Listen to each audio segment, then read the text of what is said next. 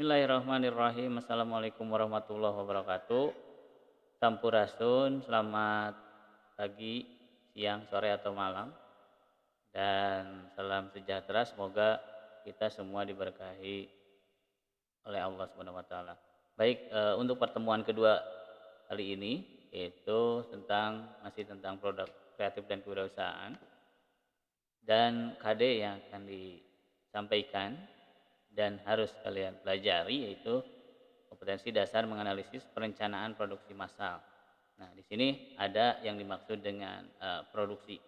Tentunya kita ketahui bahwa produksi yaitu kegiatan yang tentunya dikerjakan untuk menambahkan nilai guna suatu benda, ya.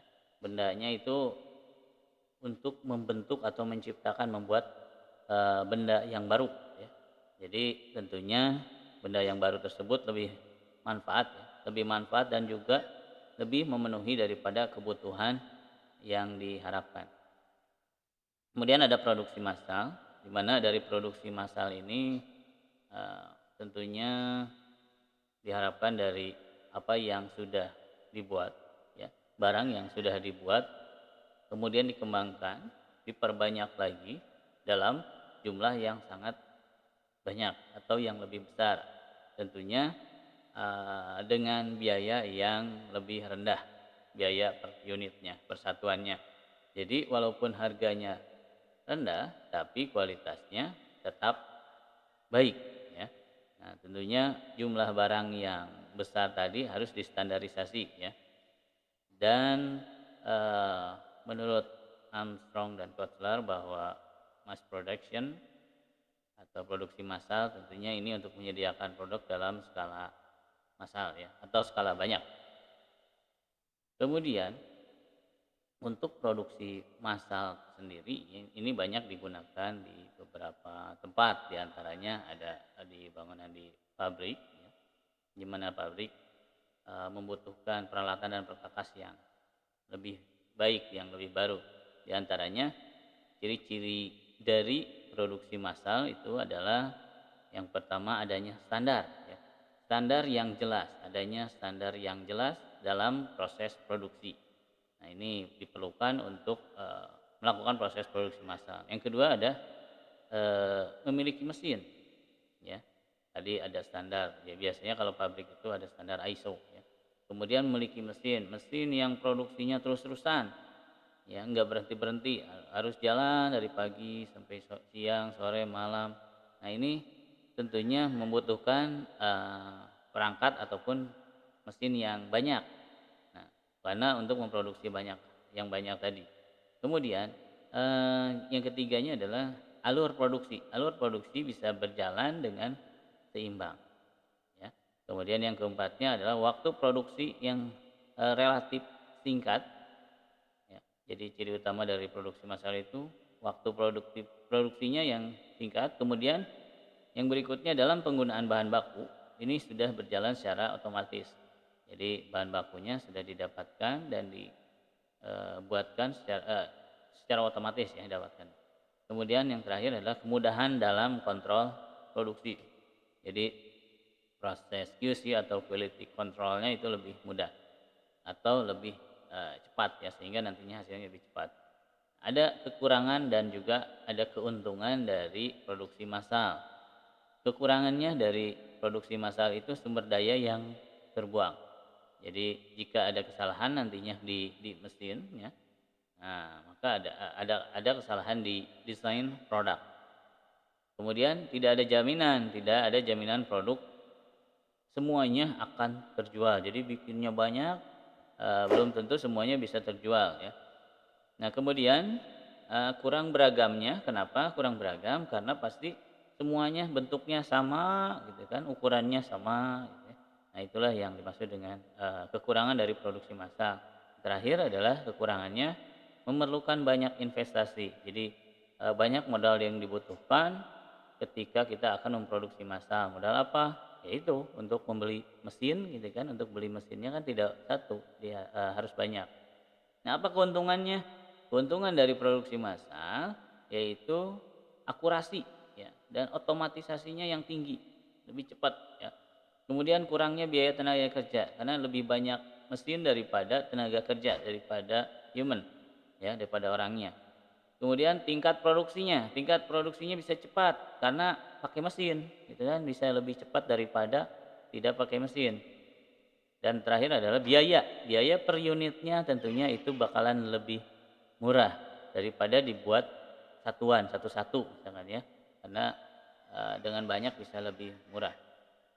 Oke, untuk 5 dimensi spesifik yang berhubungan dengan laba, ya, yang biasanya digunakan untuk menilai perusahaan, untuk pengembangan produk. Yang pertama ada kualitas produk, ya. Kualitas produk. Untuk kualitas produk ini seberapa baik, ya, tentunya yang namanya produk itu dihasilkan dari pengembangan, ya. Apakah memuaskan untuk pelanggannya, ya. Tentunya kualitas produk itu akan sangat mempengaruhi pasar yang tentunya menentukan harga yang ingin dibayar. Dan untuk biaya produk untuk biaya modal peralatan dan alat bantu ini, alat bantu setiap unit, ya, itu dinamakan dengan biaya manufaktur dari sebuah produk. Jadi nantinya biaya produk itu akan menentukan berapa besar keuntungan yang dihasilkan oleh sebuah perusahaan. Nah, yang ketiganya adalah waktu pengembangan produk. Waktu pengembangan produk ini tentunya adalah waktu bagaimana mengembangkan dan menentukan kemampuan dari perusahaan dalam berkompetisi, ya. Tentunya di sini ada bagaimana sih daya tanggap dari perusahaan terhadap perubahan-perubahan teknologi yang nantinya akan melakukan percepatan perusahaan untuk pengembalian ekonomi, ya, dari usaha yang dilakukan oleh tim. Nah, kemudian ada biaya pengembangan. Biaya pengembangan ini salah satu komponen yang penting dari investasi yang dibutuhkan untuk mencapaikan keuntungan. Ya, dengan adanya biaya pengembangan nantinya lebih banyak juga keuntungan yang didapatkan. Kapabilitas pengembangan ini adalah aset yang digunakan untuk mengembangkan produk, ya, supaya lebih efektif dan efisien untuk kedepannya, maka dibutuhkan kapabilitas pengembangan.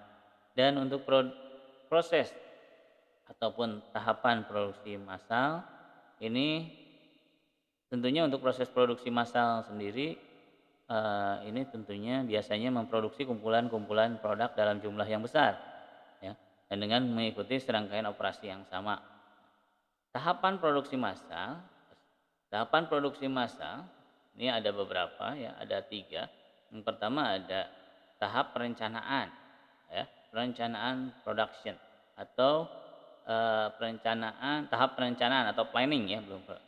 Untuk perencanaan ini dilakukan tentunya ini untuk mencapai tujuan sesuai dengan periode dan waktu yang direncanakan.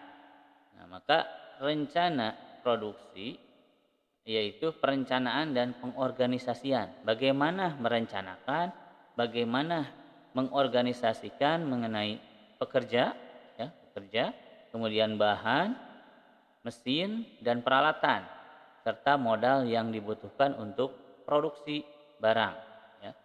Tentunya dengan metode-metode tertentu sesuai dengan kemampuan perusahaan. Nah, kemudian yang kedua ada tahapan implementasi, ya. Untuk tahapan implementasi juga atau untuk pelaksanaan, ya, lebih kepada pelaksanaan. Nantinya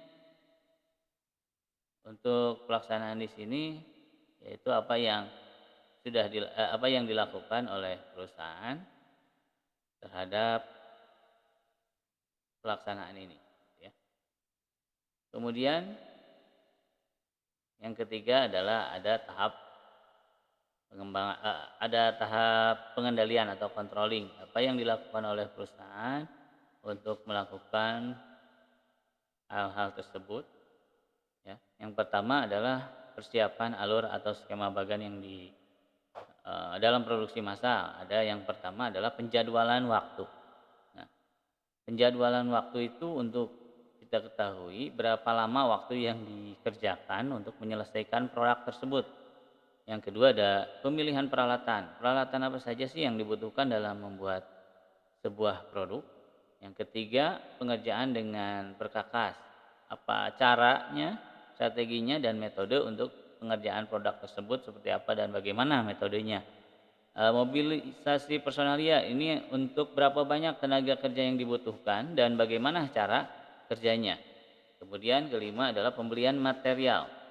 Untuk pembelian material tentunya yang disiapkan adalah bahan baku dan pendukungnya dengan bahannya seperti apa, bagaimana kriteria-kriteria daripada bahan bakunya. Yang keenam adalah pembagian pekerjaan. Untuk pembagian kerja dari setiap bagian tentunya ditentukan berapa lama waktu yang dibutuhkan serta tahap perakitan produknya itu nanti akan seperti apa. Baik, untuk perencanaan produksi dan pengontrolan atau production planning and controlling, yang pertama ada routing, ya, kemudian ada scheduling, ada dispatching, ada follow up, ya. Nah, untuk routingnya ini adalah menetapkan dan menentukan urutan proses produksi, ya, dari bahan mentah sampai menjadi produk akhir, ya, ini routing. Yang tentunya di dalamnya menentukan apa yang ditentukan urutan-urutannya, ya. Harus sesuai, harus sudah termasuk penyusunan alat-alat yang akan digunakan. Yang keduanya adalah scheduling. Scheduling di sini adalah menetapkan dan menentukan jadwal kegiatan operasi proses produksi, ya,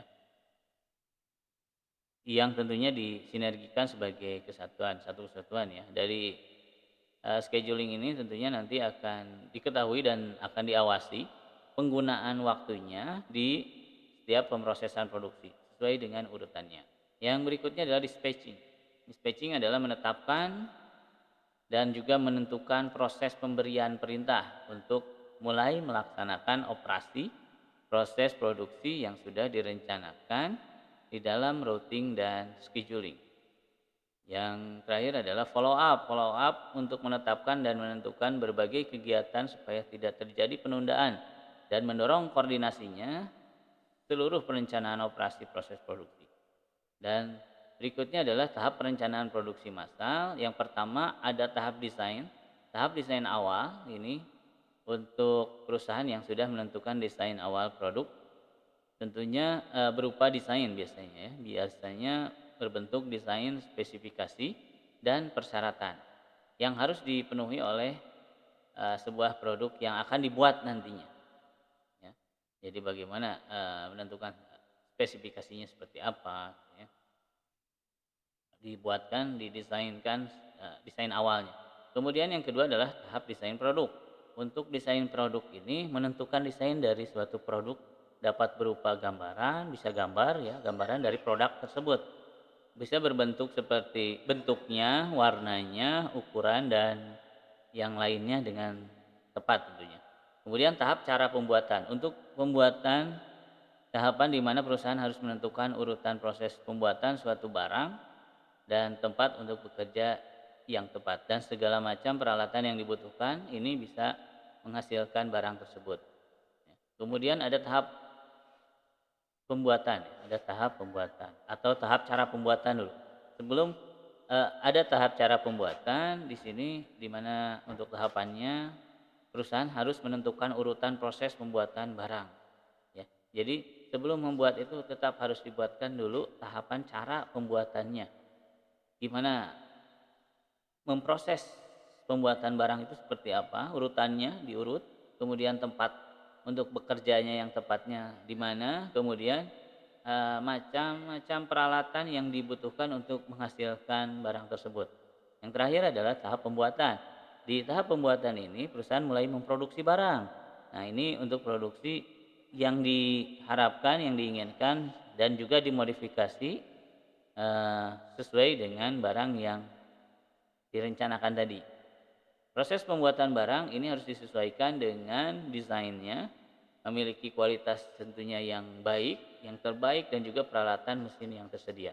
Baik, saya cukupkan sekian dulu. Kita lanjut pertemuan yang berikutnya dari materi yang sudah disampaikan tadi.